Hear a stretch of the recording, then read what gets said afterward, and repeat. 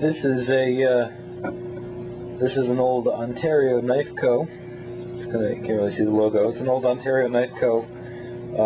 Kitchen knife pattern. It has some hickory scales on it. The scales are all coming apart from the metal, and the pins are pulled back in there because the wood has shrunk and warped over the years. This thing is pretty old, and this is very thin.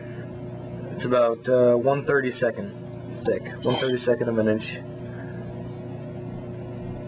Yeah, it's about half of a 16th, so very, very thin. And for anyone that thinks that Amora is thin, here I have Amora number 1. It's a little bit less than an 1/8 inch, and just compare that right there. You can see that it's a very, very thin knife. So I'm going to replace the handle on it and give it a good sharpening because it's pretty dull. And I think this will make a good kitchen knife. Or if I wanted to take it backpacking with me, it's very light, so it'd make a good knife for an extended stay in the woods, perhaps. So, Ontario Knife Company. Seems to be their rendition of the old hickory kitchen knives. So, what I've done here is I've just pulled the scales off.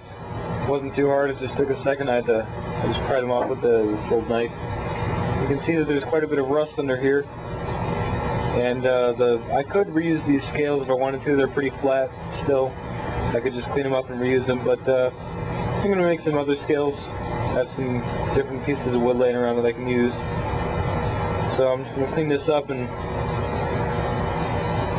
take a look at how flexible this is.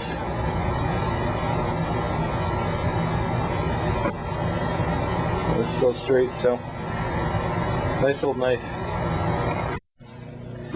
So I've just finished cleaning up the rust. I just used a little bit of 150 grit, I think, sandpaper. I just got all the rust off of there, and I sanded off some of the rust on the blade. There's a little bit of surface rust, but I left most of the patina. I don't want to make it too bright, like that nice gray. So I have this piece of board, and it's a really nice bird's eye maple. This was actually a factory floor in a factory about 150 years ago or so, and I'm just going to use some of this for the handle, I think, because it's not too thick, and it's good looking wood. So I'll probably use these scales just as a pattern so that the handles will be pretty much the same length, so they come up to the same part on the knife. So here are the scales. I just cut them out with the saw, basic hobby saw, and it's kind of hard to show the grain in the video, but some nice bird's eye in one and some good swirl in the other. So these will turn out pretty nicely. I'm just going to epoxy them on. I'm not going to use a pin, or any pins, because the chance for the handle scales to shear off on this kind of knife is so slim that I don't really think that it's worth bothering. And also, I just don't think that, in general, I don't think the pins are going to do much good in this case. So I'm just going to epoxy that up and grind some scales out of it. So here you can see I've set it up with some JB weld mixed up in this cup.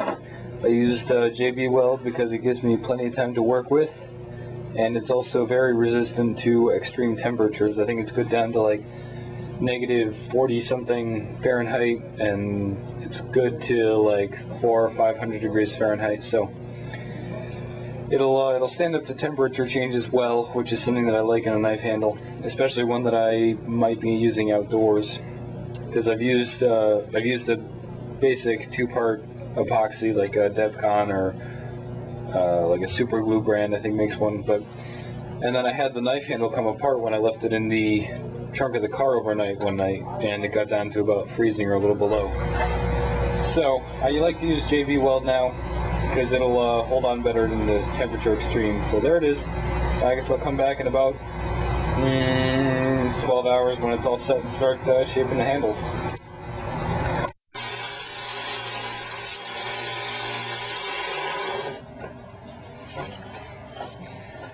Well, now what I've done is I've just taken the wood down to the shape of the handle, made sure that I can see the metal all around the edges, and next I'm going to start contouring it a bit. And of course I have on dust mask, earplugs, and eyeglasses, or protection glasses. Don't want to breathe much of this wood dust in, or metal dust, or epoxy dust. The machine is kind of loud. I don't want to damage my hearing because I use it a fair amount. Of course I don't want anything going in my eyes. So here I've pretty much finished shaping up the handle. Next up I'll just be polishing it out. You can see I've kind of given it a little bit of curve where there might be a bolster if I had added one towards the blade. And then I left it pretty much straight the rest of the way.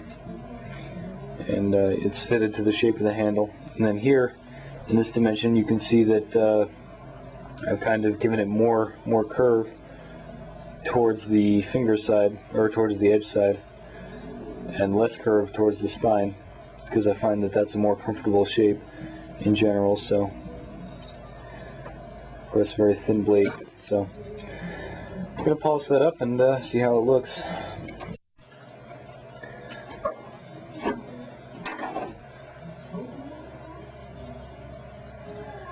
Here I've just finished sanding down the handle, and you can see here there's still some epoxy there. Since this knife is for my own personal use, I'm not really too concerned about that. If I were making this one to sell, or if I was doing this for somebody else, I would have taken this scale off and re-glued it to make sure that I could, because otherwise I would have to grind on the tang. So, but it's for my own use, I don't really care. Likewise, I haven't really sanded the handle down too fine. I've left some larger scratches, but I just want a basic working knife here. And so what I'm doing now is I'm just putting on I'm going to put on a couple of coats of Danish oil, which is basically linseed oil mixed with a few other things. And this really brings out the grain, and it also protects the wood from moisture and you know, whatever you're cutting, fish guts or whatever. And what I'm going to do is I'm going to make sure that it gets in really well in the end grain at the front of the handle, because that's the end grain soaks up the most moisture,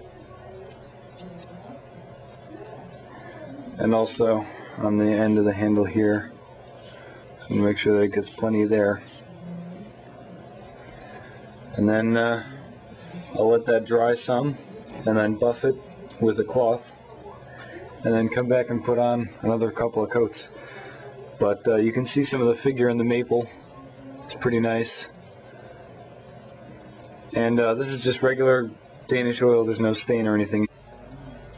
Well, there it is, pretty much all done. All I have left to do is a little bit of sharpening. The handle, I think, came out looking pretty decent, except of course for that little mess up there.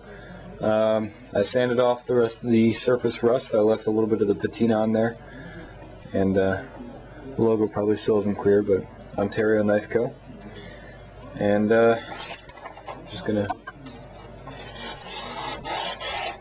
it'll kind of slice paper, nothing too impressive though.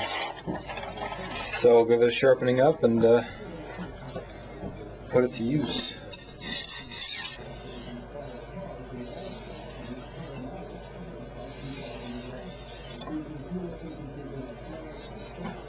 So I'll just wipe off the compound. You can see the fingernail test. It's sticking pretty well. It could be better, but